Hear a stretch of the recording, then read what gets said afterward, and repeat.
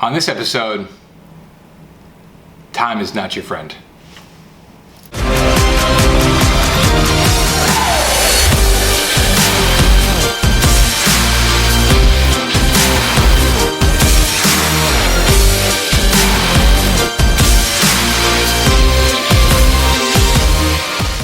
Hey everybody, this is the Quarter Show. Today we're going to be talking about time is not your friend, and you know it's a topic that we talk about here at Richter all the time. It's very relevant to us here, and you know, the thing I talk about all the time is like if you took a sand, one of those little sand time things. What do they call those things? Yeah, the hourglass. Hourglass. Where you took an hourglass and you looked at time, and you say, you know, it's like if you took it and you put it on your desk and you started doing some work, you'd understand that no matter what you do, that thing is going to tick on and on and on. It just goes, and the sand just keeps dropping into the thing. It's like, it's relentless. It doesn't give up, and it just goes and goes and goes. No matter if you get bugged or you get a slow up or something that's delaying you or whatever, it doesn't matter. The thing doesn't care. The sand just keeps dripping in this thing no matter what you do, and there's nothing that can stop it. You cannot stop it. It's just going to keep going. And to me, that thought makes me feel incredibly like paranoid, you know, and you know, and to most it depresses people. Yeah, I mean, it's like a relentless enemy that doesn't stop beating you. You know, it's like there's no time out. There's no like, hey, time out. It just keeps going. And when you look at that, there's a productive paranoia there. There's something that just, if you actually really understand that concept, you understand that it's just going to keep coming at you over and over and over and over again. And the only way to beat it, if there is a beating it, is to master time, which means to move so fast that you move so fast that you essentially slow it down, like the Matrix or something like that. Like you slow this thing down and it starts to slow, it starts pausing, and now you're working above it, right?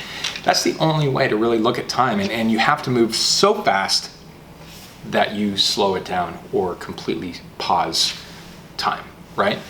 And I know that's kind of a funny concept, but that's the way I look at it, you know, and a lot of people move too damn slow, right? And about their day, but they forget, they don't have that hourglass on their desk showing them that this thing is just going. And look, I'm not trying to create a concept here that within your day just freaks you out entirely and then it makes you just paranoid and then you get nothing done. I'm just saying, think with this idea that time is not your friend. Stop treating it like it's your friend. Stop acting as if, you know, it's something that you can just, you know, use and abuse and do things whenever, and do it tomorrow and do it next week, and why can't we do it next month? Why can't we do it next quarter? It's like, pick up the pace, you know. And there's a whole bunch of reasons why people struggle with time or don't utilize it right. One of them would be that people would be like just false datums that people have about business and the way things work. For sure, people have ideas that are just fixed, that what you do, for example, right? I have a new salesperson that I'm bringing up, and he's fantastic, and he's totally on it, right? So here's what happens. He gets a person responding to him, good, let's set up an appointment next week, right? And I'm talking to him, and I'm like, dude, number one, first thing, there is no reason why they put the appointment next week. I guarantee you there's no reason at all. They did it because that's what people do. When they do the thing, they set the appointment, it's always next week, and and it's just normal. So here's what you do. Here's what I told them. I said, call the person right now, introduce yourself. If you reach them, wonderful. You know, introduce yourself. Hey, totally great, sending the appointment for next week. You know, it'll be on our calendar, and can't wait to talk to you. Hey, by the way, do you have a couple minutes now? Would now be okay? And I said, very high % chance they'll say, yeah, sure, no problem. Because they're just like locked into these ideas about how business works. It doesn't actually work that way. There's a lot of agreement on it. So skip all that stuff, like especially if you're a C-level person. If you're C-level, if you're managing, if you're owning, if you're doing whatever, a lot of people I talk to don't work that way, which is awesome. So don't jettison all of that, skip it, and just make decisions on the spot. But then there's another reason, and is like there's a lot of folks, and I've been there almost my whole life until I encountered Richter, was I just have my comfortable job that I do, and it's very nice to show up to work. And then I do my job, and I do a good job, and then I go home. No commitment to the mission, no commitment to what's being done, or what my clients are trying to do, or what Richter's trying to do. For me, and any position that's not management, for me, the only way to do this is to get behind the mission and take pride in your company and in your clients and in what you're doing. You have to have so much pride, especially like I did insurance adjusting. No, not adjusting. I did insurance collection. And I loved that job. But if I'd had the attitude that I've gotten at Richter, now with that, oh my God, I'd have brought in twice as much money. I'd have been, just dedicated, because it was a fun game. It was fun. I loved the dental office I worked for.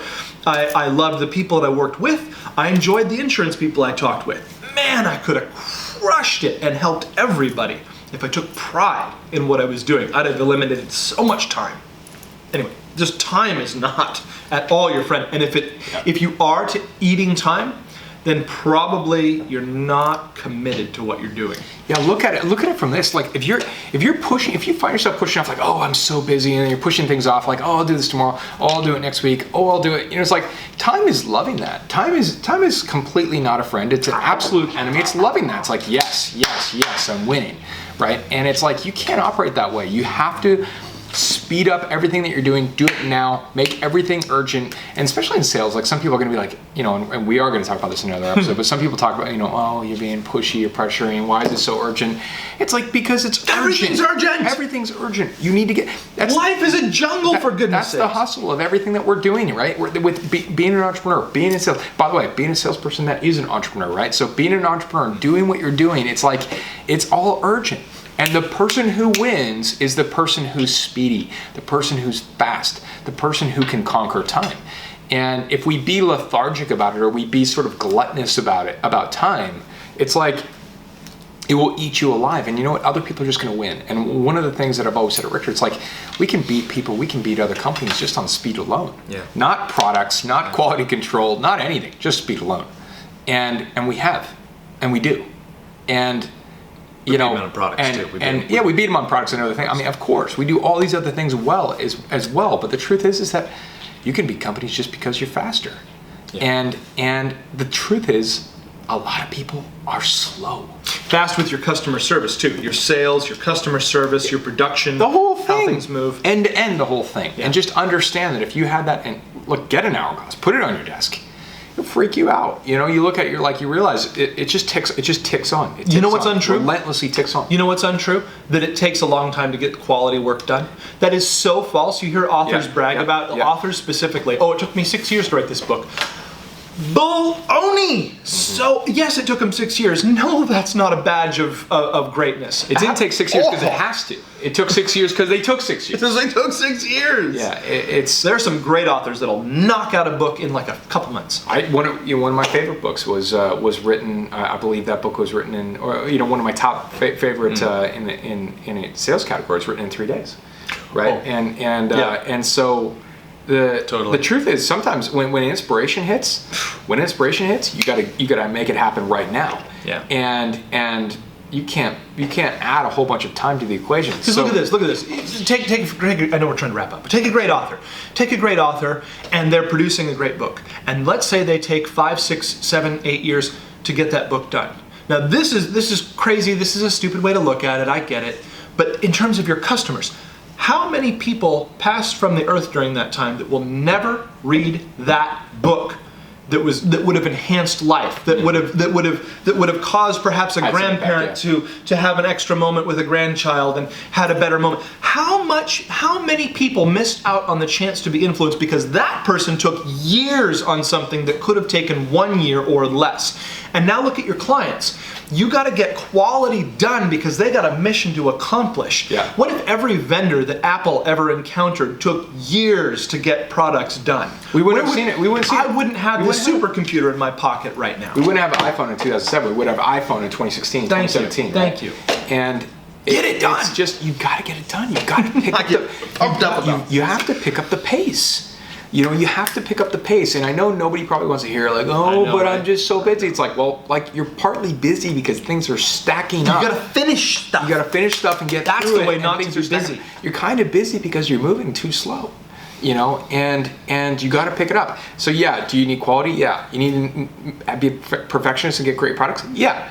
I mean, do you need to do all these other things? Yes, you do. Yes. It doesn't mean drop other things, but you need to crush time. Right. You need to crush time, and you got to pick up the pace, and you got to go faster. And if you can't do it, you need to delegate, and build up the team that can do it. Yeah. You need an elite team that can go faster, and it means not having the fear or the back off on calling that CEO that you need to call, and it's doing it right now. Not having this or that or other things to do about sending that proposal or sending a book. In fact, one of our viewers the other day, it's funny, he was he's a viewer, and he was Mike, and it's so funny. We had a crazy busy day on a Friday, and we're normally we're so fast with everything. Love we you, do. Mike. This is awesome, if dude. you're watching, and so we had a crazy busy day, and I'm at home having dinner with the kids, and my prospect. It's on our tail. On my tail, Oh my emailing God. me to get a proposal out, and I'm like, Hey guys, I thought you were gonna send this over. it was What's going on? it was such a reverse flow for me, because it's like we're normally just we're normally like after you. so fast In a positive way. But obviously our culture and everything about us came across, and so he kind of called me out, called us out on it, and so what do? I stop dinner. I go upstairs. Oh yeah. I rip through this thing, and I get this thing out. It's like I could be like, oh, you know what, I'm gonna finish dinner. I'm gonna do this and that. I'll do it in the morning time. I didn't do that. No. I didn't do that. I literally just go upstairs, wrap it up, get the thing out. We had a crazy busy day. It was on Friday, but he's right. He's totally right. He's right. He's totally right. The proposal should have been on his desk, first thing in the morning or whatever it is. Well, we're wrapping up some anyway. Yeah, but I mean, I like that. I like that a prospect puts our own culture in on us. Let's go. Right? And so Now we're gonna come to you, Mike. So you want to? It's time to go, brother. We got to do this now. We're coming for you. We're coming for you, bro. So you got to build a culture where people even expect it. You move so fast that your prospects expect you to move that fast. So speed is everything. Go fast. Time is not your friend. Don't pretend like it is. Knock it off and just pick up the pace to slow down time and bring it to a halt. You can only bring it to a halt and slow it down by moving much faster than it's going. Okay? We'll have more coming at you soon. Hope you enjoyed. Make sure to subscribe to the channel. Follow us on Twitter at The Quarter Show, #TheQuarter, ask questions, things like that. And like I said, we'll have more coming at you soon here, okay? Thanks.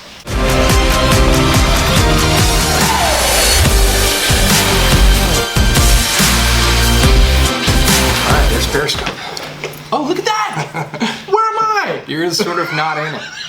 That's okay. Let's roll. I'll be like the pink arm guy. Pink arm guy.